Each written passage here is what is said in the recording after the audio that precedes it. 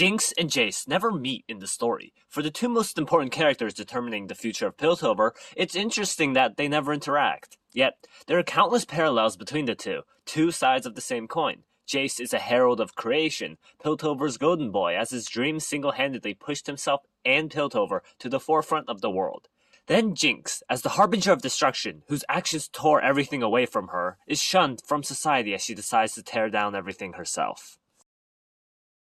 You know, it's funny. Both Powder and Jayce's formative moments include them getting inspired. Jayce with the mage, and Powder with the explosions. Now, you could say that what happens later is what gives Powder an affinity towards bombs, but I would say it starts here. Destruction is power, she learns, as the demon-esque enforcers take everything away from her. In fact, Powder's character conflict stems from feeling so powerless until the explosion happens, granting her the first sense of value. That's why she clings on to explosions. On the other hand, Jayce learns that the power of magic is used to save lives, a constructive force, opposite of the beliefs of Heimerdinger towards magic. As Powder's character-defining introduction shows destruction and carnage leaving her impression on her psyche, Jayce's much more privileged upbringing, in terms of social wealth and luck against hardship, shelters him to an idealistic mindset thinking of nothing but creation.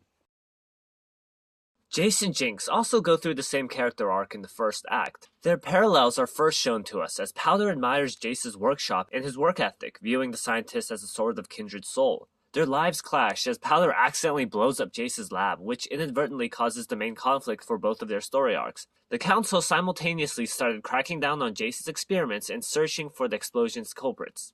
Over the course of the first act, Jayce loses face before the Council, is brought to his lowest point in his life, losing everyone until he risks everything to prove to everyone that he is a valuable contributing member of society as his invention finally works and his dreams of Hextech are realized and he is adopted back into Piltover.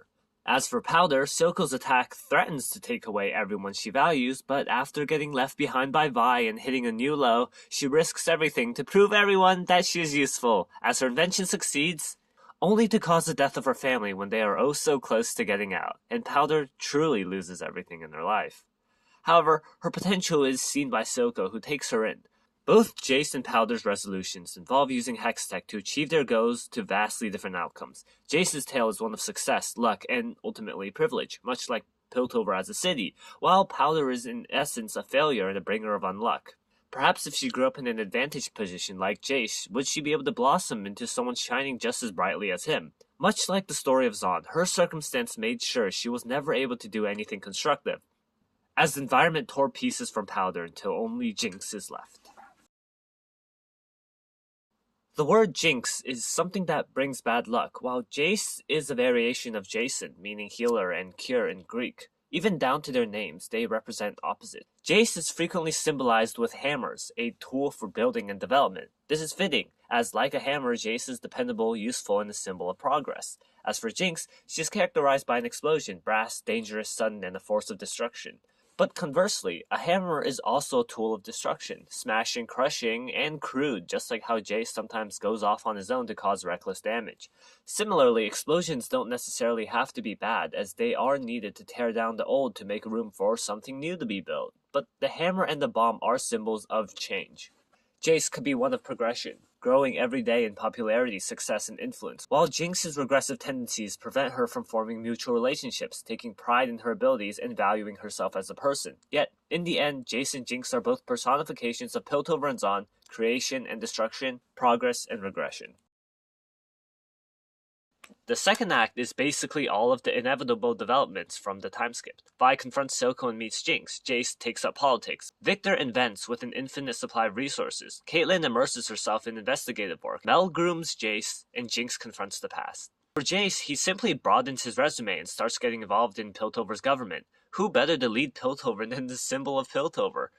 The entire second act is Jayce gaining influence and notoriety within the political sphere of Piltover's upper echelon until he usurps Heimerdinger and the power shifts to a new leader. Now for Jinx, her progression builds up to a meeting with Vi. Jinx is first introduced as ferocious and capable, arguably at her highest point in the whole season, but after seeing a firelight that looks like Vi, she breaks down then loses control, the cracks starting to show. Afraid she is losing value to Silco, she infiltrates Piltover and steals the Hex Gem. Again, Jinx and Jayce cross paths here. With the last time stealing Jayce's hex crystals causing both of their immediate downfalls, this incident actually helps both of them. Jayce gets the council position after showing his dedication to locking down Hextech security, and Jayce gives Zaun the edge needed to ensure independence. Now, unleashing the power of the Hex Gem is tricky, even more so as she gets flashbacks to her sister, with Soko needing to comfort her. But eventually, Jinx cracks Hextech on a new high until she starts getting rumors of Vi. When Jinx talks to Theorem, where she gets her first hint about Vi, it's notable that this is the only scene where we get Jinx and the Hex Gem blatantly in frame. Jinx is enamored with the potential of the Hex Gem, the value it can bring by unleashing its power for her father, for Zaun, but she gets distracted again hearing that someone did a number of Civica, and her gut telling her exactly who it could be. Interrogating Civica and confirming her beliefs, Jinx abandons her wishes to please her father, as it shows us she ultimately cares about her relationship with Vi over Soko, lighting the flare to show her choice. Vi shows up and turns Jinx back into powder, all vulnerable and soft, until the Firelights attack and take Vi and the gemstone. Now, she lost everything. The hopes of repairing what she had with her sister, and her hope of proving her value to Soko. At the end of Act 2, Jinx loses everything, while for Jayce, he gets everything.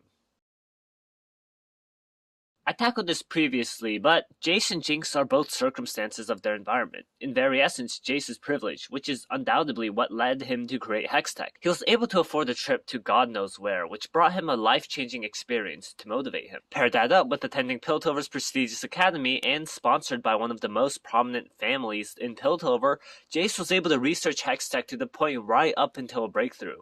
Even at the trial, he avoided banishment with his connections to Piltover and Cassandra, and his prominent lineage appealing to Mel and consequently Counselor Hoskell. Jayce's privileged life helped form his idealism, which captured Victor's interest enough for Victor to risk everything to help Jayce complete his research and establish Hextech.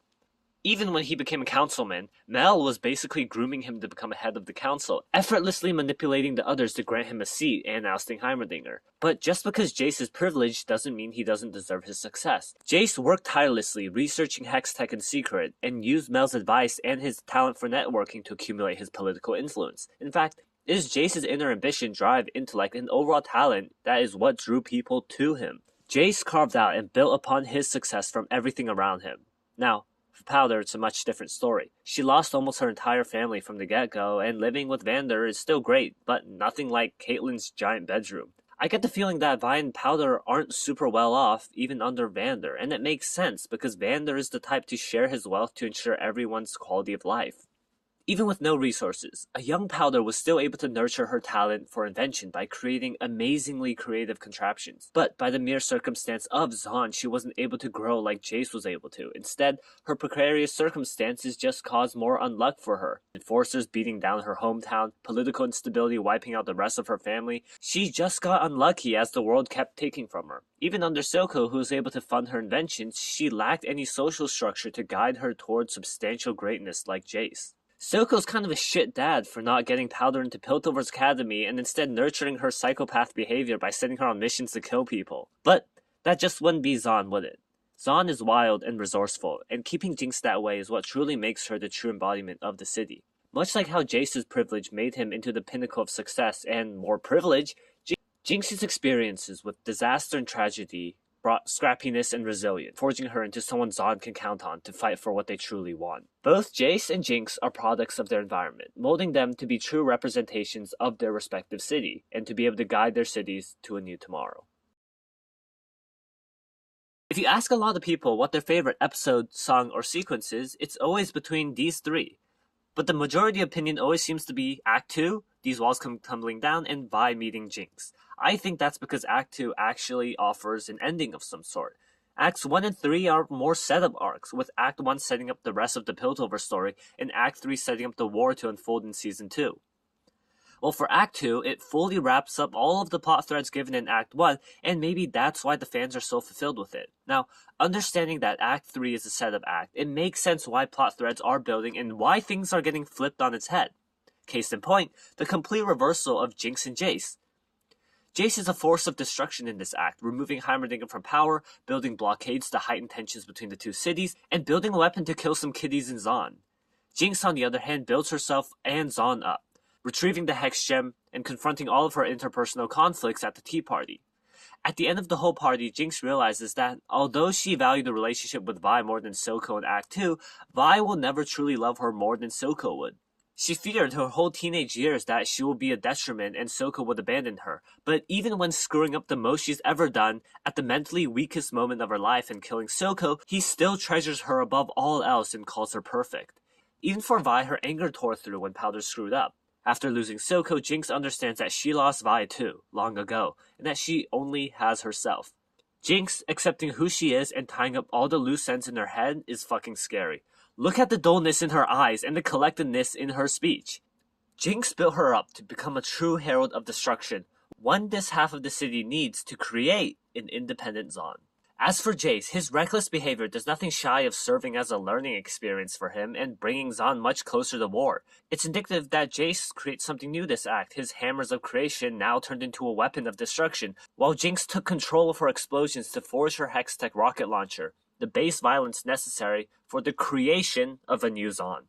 Again in this act, Jayce and Jinx's journeys cross paths when Jayce demands Silco to turn her in, symbolically representing the need to extinguish the idea of destruction to build up peace. But this action allows Jayce to get the council to agree to peace and rebuild the mutual bonds, while for Silco contemplating turning Jinx in pushes her over the edge, losing any shred of goodwill she had towards anyone. Even at the end of the act, Jinx and Jayce's true characters show through their reversed character arcs, as Jayce internalizes the mutual benefit peace brings to both sides, and Jinx embraces destruction and violence to fully dismantle the last shred of understanding between Piltover and Zaun. With the amount of parallels between Jinx and Jayce, and the purposeful non-interaction between the two, I think that the writers are setting up a confrontation between them. Jayce and Jinx have to meet, and each time they almost cross paths, it's just teasing the inevitable clash as beacons of creation and destruction. I hypothesize that in the final act of Season 2, Jayce will take over the reins of Piltover from Mbessa, truly coming to his own as a leader and leading the city through war.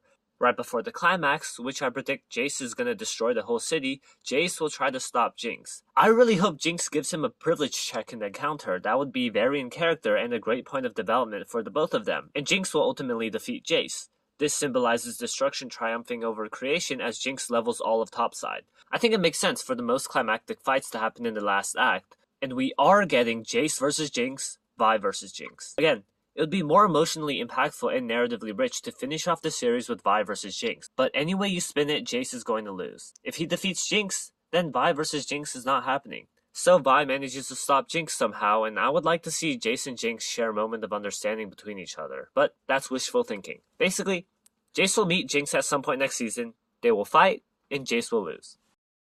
So that's going to be my video comparing Jinx and Jayce. There's a lot of important parallels. It's really easy to overlook how similar these two are because they never fucking meet in the series. It's narratively thrown into our faces that we should be comparing Jinx and Jayce, especially with how episode 3 plays out, with Jayce's tale of success and Powder's tale of failure. But what do you guys think? Leave some comments below. You know the usual, hit the like button, hit the subscribe button, and I will catch you guys in the next one.